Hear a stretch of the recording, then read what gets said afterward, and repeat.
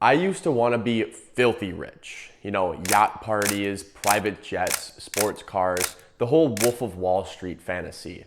I thought that was the goal. Make a ton of money, live fast, and never worry about anything again. I don't know exactly where that dream came from, probably movies and music videos. But the idea of getting rich has stuck with me from a pretty young age. And even though I don't want anything even close to that lifestyle anymore, what it did was push me to learn about money pretty early on. I think I was 14 when I started learning about personal finance. Of course, I had no idea what I was doing at the time, but I was curious. And that curiosity bloomed into habits. And those habits have helped me get to where I am today. Now, a lot's changed since back then. I no longer dream of living this flashy lifestyle. I don't need to be a billionaire. I just want to live comfortably, retire early, and spend my time doing the things that I love. That's the new dream. But I look back now and I'm grateful for how it all started, because even if I was chasing the wrong dreams back then, it led me to start learning the right things. And I wanted to share what I've learned about money thus far, the stuff that stuck with me, and the stuff that actually matters. I think gaining a baseline knowledge is always the best place to start. If there's one thing that surprised me most about money, it's how simple it actually is. I used to think that in order to be rich, you had to be some sort of stock picking wizard or at least have a business degree. But the more I've learned, the more I've realized that the wealthy people among us don't actually do anything that complicated. They just understand the basics really well. Once I started to learn the fundamentals of finance, things just started to click. I wasn't an expert, nor am I still, but I was informed. And that's really all you need. I started by reading books on personal finance, and there's three main ones that I really recommend. The Psychology of Money by Morgan Housel, I Will Teach You to Be Rich by Ramit Sethi, and The Total Money Makeover by Dave Ramsey. Between those three books, I realized that money isn't this giant mystery.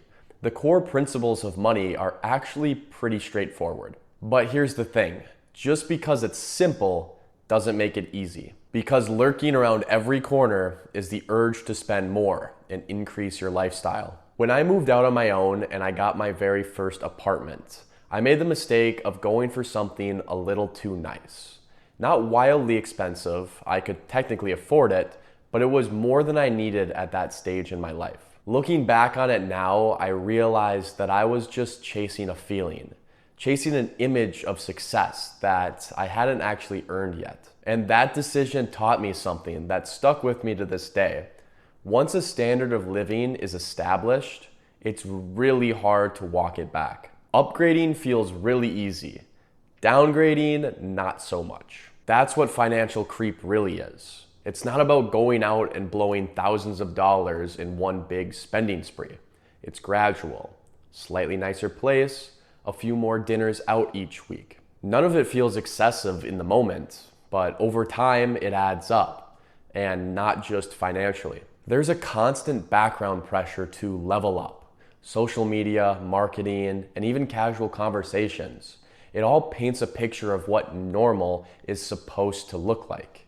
And that picture is getting more and more expensive. But it's tough not to compare, especially when everybody seems to be doing so well, posting wins, upgrading, moving forward in life. But all of that stuff is just surface level. It doesn't mean that it's sustainable, and it doesn't mean it aligns with the life behind the scenes. And with all this going on, eventually it became clear to me. Having the ability to say no is one of the biggest financial skills that you can develop. And not out of scarcity, not because something wasn't affordable, but because my goals were different. Because peace, flexibility, and long-term freedom are worth more to me than short-term upgrades. And I know it's easy to feel behind. It's easy to think that better is just one purchase away, but by staying grounded and staying in your own lane, it creates space to build something that actually lasts. And that lesson didn't come from reading or researching. It came from screwing up and realizing that I did so. I also realized that sacrifices must be made in order to achieve my goals. So after I graduated college, I had an important choice to make. A lot of my friends still had a year left of school, and they were out signing leases, getting apartments, moving back in with roommates, continuing that sense of independence that we all loved during college. And I could have done the same. I had a job lined up and I could have afforded a place, but I chose instead to move back home. And let me tell you, it was not glamorous. After 3 years of living on my own, moving back into my childhood bedroom, well, it was rough. It felt like I was moving backwards. But financially, it was one of the best decisions I've ever made. And that 1 year of living rent-free gave me room to breathe. I saved so much money. I built an emergency fund, I invested, and I gave myself a head start on life that most people don't get right out of school. Don't get me wrong, that didn't feel good in the moment. I had to sit back, watch my friends move into new places, plan trips together. I had to sit a lot of that out. But looking back on it now, I don't regret it at all. And here's the thing, making sacrifices like that is way easier when you're young. There's no pride tied up in where you live or what you drive. Expectations are lower, and no one's shocked if you're still figuring things out. It's actually kind of expected. It's easy to fall into the trap of thinking you have to have it all together right after graduation. You know, the job, the apartment, the social life, the lifestyle in general. But no one talks about how powerful it is to pause, take a breath, and make that short-term sacrifice now for long-term peace of mind. Sacrifices made early have time to compound, just like money does. And while no one wants to delay the good life, sometimes it's smartest to just take a step back and help out future you. Looking back on it now, it's actually kind of funny. The whole reason I got into personal finance was because I wanted to be rich, like ridiculously rich. You know, big house, fast cars, pretty girls, the whole shebang. And now I don't need any of that.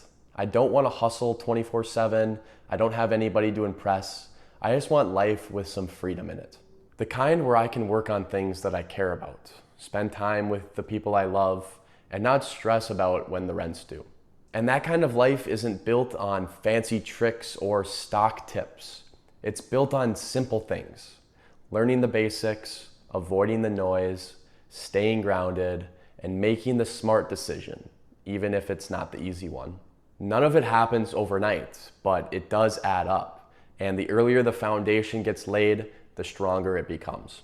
And you have to do it even if the first steps don't look all that exciting. Even if it means that you have to say no. You got to sit things out, and you have to do the opposite of what everybody else seems to be doing. And there's one more thing that I've learned, and it's really important. It's that money is an extension of ourselves. It's intertwined in everything we do, everywhere we go, and every decision we make.